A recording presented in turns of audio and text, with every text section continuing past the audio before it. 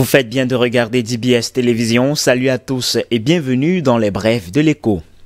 Louis-Paul Motazeux, le ministre des Finances Minfi, a signé le 11 janvier un communiqué repoussant les dates limites des déclarations et paiements d'impôts des contribuables dans les grandes villes du pays que sont Yaoundé, Douala, Bamenda et Limbé. Les dates limites de déclaration de paiement des impôts et taxes au titre du premier trimestre 2021, également fixées au 15 de chaque mois pour ces contribuables, sont reportées respectivement à la fin de chaque mois comme suit. 31 janvier 2021, 28 février 2021, 31 mars 2021, indique ainsi le ministre des Finances. Selon M. Motazeux, cette mesure exceptionnelle vise à accompagner les intéressés durant la phase d'initiation aux téléprocédures des impôts et taxes. Selon le membre du gouvernement, cette réforme des téléprocédures, enclenchée d'abord dans ces 4 grandes villes du Cameroun, sera étendue au centre divisionnaire des impôts des chefs-lieux des régions à compter du 1er avril 2021 et à tous les autres CDI dès le 1er juillet 2021. La conséquence directe de ce réaménagement du calendrier est qu'il y aura décalage d'une réforme majeure prescrite par la loi de finances 2021 en matière de sécurisation des recettes de l'État. La loi de finances 2021 consacre la délivrance et la notification des quittances par voie électronique avec par conséquence la suppression des quittances manuelles qui sont source de fraudes diverses. Ainsi, les quittances manuelles jadis délivrées sont-elles purement et simplement remplacées par les quittances électroniques.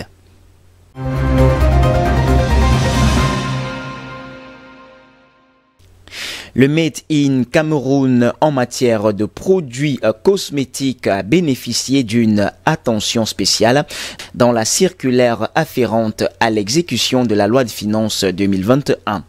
Dans cette veine, le ministre des Finances Louis-Paul Motazeux a signé le 30 décembre dernier une circulaire qui consacre la suppression des droits d'accise sur les produits cosmétiques produits localement.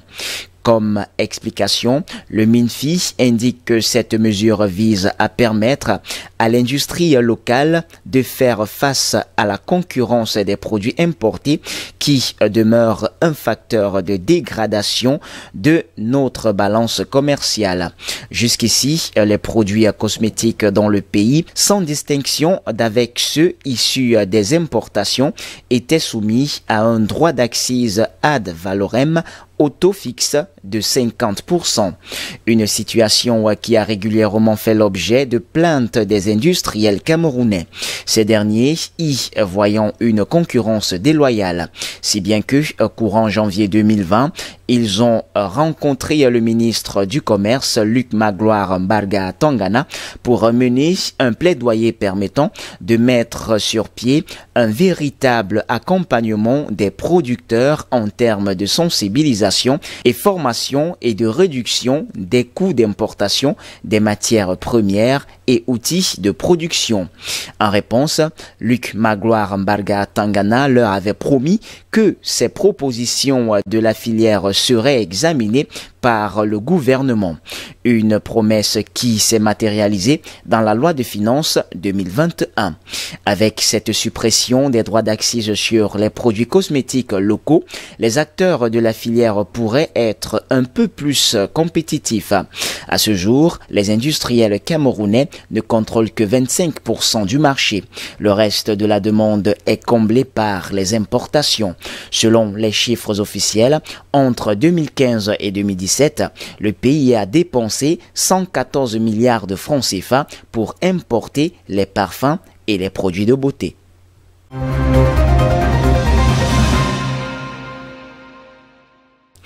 Et puis, dans son bulletin d'information du 7 janvier, le directeur général du port autonome de Kribi, Patrice Melom, révèle qu'il cherche à obtenir le statut de zone franche. Selon lui, l'idée est de faire en sorte que les investisseurs qui souhaitent s'installer dans la zone portuaire de la cité balnéaire du sud du Cameroun trouvent des facilités conséquentes. Le marché camerounais est manifestement attractif, mais il reste encore des facilités et divers abattements fiscaux pour booster les installations, indique ainsi le directeur général. Selon le Centre d'analyse et de recherche sur les politiques économiques et sociales, en abrégé CAMERCAP, Think Tank, apparenté au gouvernement camerounais, les ports du Cameroun, en particulier celui de Kribi, n'échapperont pas à la forte concurrence des ports de la côte ouest africaine, la COA. Dakar, Lomé, Cotonou, Abidjan, Lagos, Apapa, etc. Il est question de savoir qui, sur la côte ouest africaine, sera le port d'éclatement, c'est-à-dire le port dans lequel les conteneurs acheminés par les navires principaux repartent vers d'autres ports après avoir été chargés sur les navires collecteurs, explique ainsi le think tank.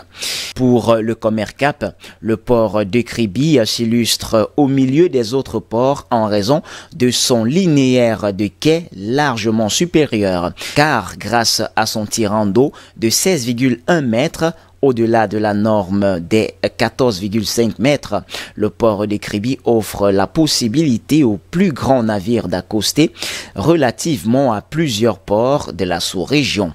Cependant, indique le think tank, conscient que d'autres conditions participent à la compétitivité d'une place portuaire, le port camerounais gagnerait à multiplier ses zones de desserte à l'intérieur du continent.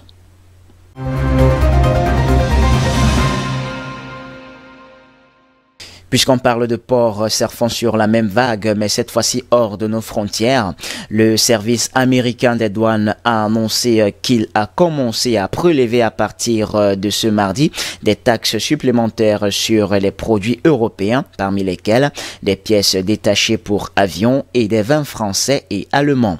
L'annonce intervient alors même que Washington avait indiqué la semaine dernière suspendre jusqu'à nouvel ordre le projet d'augmentation des droits de douane visant certains produits français importés aux États-Unis. L'imposition des surtaxes supplémentaires décidée fin décembre par l'administration américaine est liée à l'interminable contentieux opposant les États-Unis et l'Europe sur le litige entre Boeing et Airbus au sujet des aides de l'État. Les surtaxes américaines pourraient coûter plus d'1 milliard d'euros à la filière des vins et spiritueux. C'est un véritable coup de massue dans un combat dans lequel nous n'avons rien à voir, avait ainsi déclaré fin décembre à l'agence Reuters César Giron, le président de la Fédération des exportateurs de vins et spiritueux, la FEV. La France attend désormais un geste du futur président américain Joe Biden. Il faut la désescalade, a ainsi lancé le ministre français du Commerce extérieur sur France 24.